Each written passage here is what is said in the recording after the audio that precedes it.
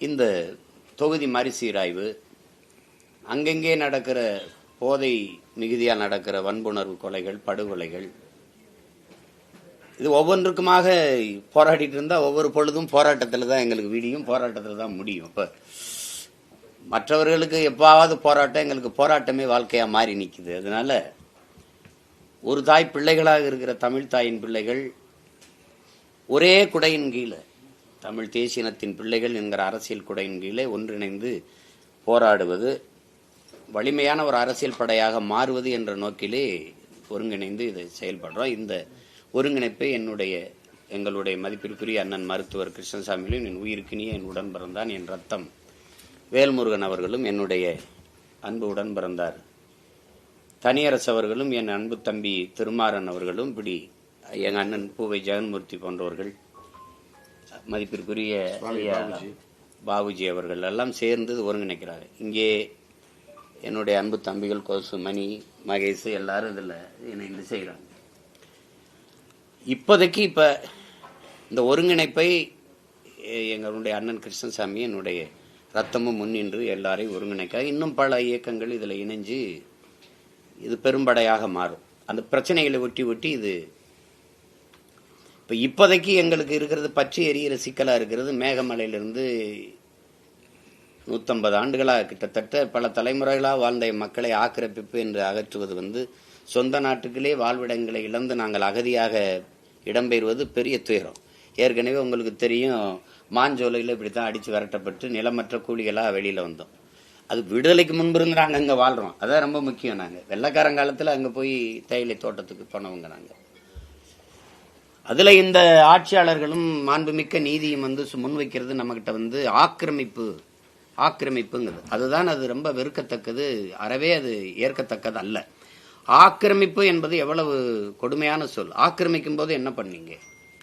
இத்தனை ஆண்டுகள், 100 ஆண்டுகளுக்கு மேலே அந்த வாழ்ந்த இடம் ஆக்கிரமிப்புன்னு தெரியாதா? திடீர்னு தான் இப்பதான் உங்களுக்கு ஆக்கிரமிப்பு தெரியுதா? அங்க நீங்க சொன்னது உயர்ந்த விடுதிகளை தான் ரெசார்ட் அங்க கட்டி வாழ்றாங்க. ரெசார்ட் அங்க இருக்கிற குடிமக்கள் வாழ்றாங்க, பழங்குடி மக்கள், நீண்ட காலமா வாழ்கிற உழைக்கும் மக்கள் அங்கு கட்டுறாங்களா? முதலாளிகள். அப்படி கட்டப்பட்ட ரெசார்ட், அந்த விடுதிகளை வெளியில எடுங்கன்னு தானே சொல்லணும். மொத்த பேரும் வெளியேறுனா இப்படி பல்லாயிரக்கணக்கான 20-30 கிராமங்கள், பல்லாயிரக்கணக்கான மக்கள் வாழ்விடங்களிலிருந்து எங்கே போவது?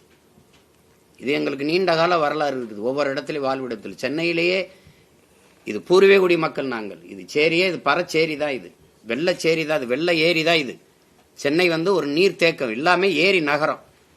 அந்த மாதிரி ஆதி தமிழ் குடிமையிலெல்லாம் நீங்க ஆக்கிரமிப்பு இங்க இருக்காது அப்படின்னு சொல்லிட்டு செம்மஞ்சேரி, கண்ணகி நகர், கல்லுக்குட்டை, பெரும்பாக்கத்துக்கு தள்ளி விட்டுட்டீங்க. தலைநகர்ல இல்லை. இப்ப அந்த மாதிரி அண்ணல் அம்பேத்கர் பல்கலைக்கழக சட்டப்ப கல்லூரி இங்க இருக்கிறதுல என்ன பிரச்சனை? நீதிமன்றத்தை விட்டு அதையும் தூக்கி புறநகருக்கு தள்ளினீங்க. இப்படி எல்லாத்தையுமே எங்களை வாழ்விடங்களை விட்டு புறநகருக்கு தள்ளி அப்புறப்படுத்துவது, ஊடக வெளிச்சமோ எதுவுமே வராம எங்களை தள்ளுறதுங்கிற முடிவில் இது பண்றீங்க. இப்ப இந்த மேகமலை போறது பற்றி எரியுது.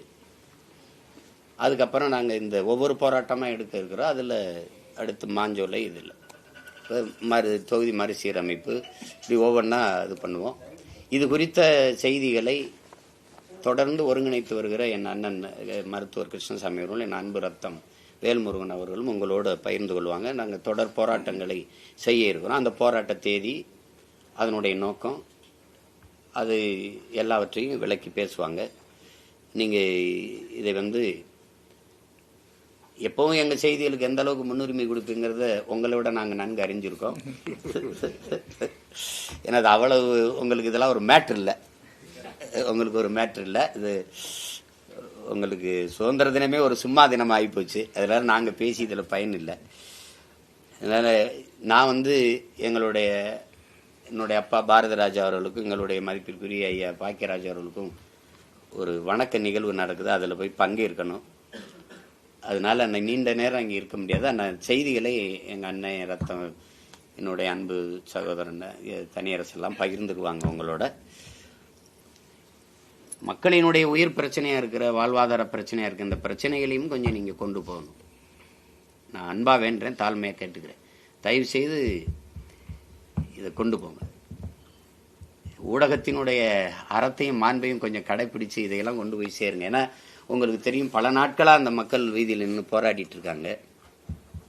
இந்த பிரச்சனை எங்க தொடங்குதுன்னா, இந்த புதிதாக வந்த அரசு, அந்த அரசு சார்ந்த வழக்கறிஞர் அவர் கொடுத்த பதில் மனுவில் தான் வருது.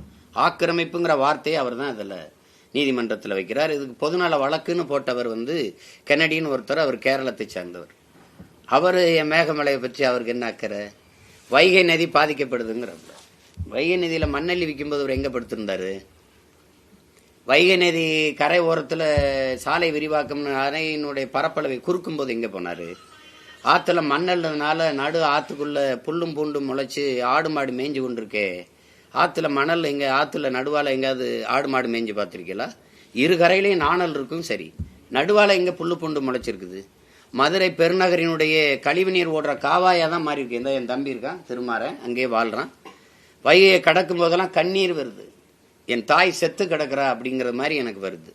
இப்போ அந்த மாதிரி எல்லாமே நாசமாக போகுது. அதே கேரளாவில் எங்கள் மலைப்புறா வெட்டி எடுத்துட்டு குப்பையை கொட்டும் போதெல்லாம் காட்டாத அக்கறை, முல்லை பெரியாரில் எனக்கு தண்ணி தருவதில் காட்டாத அக்கறை, என் வைகையை காப்பாற்றுறதுக்கு வழக்க போட்டிருக்காப்புல.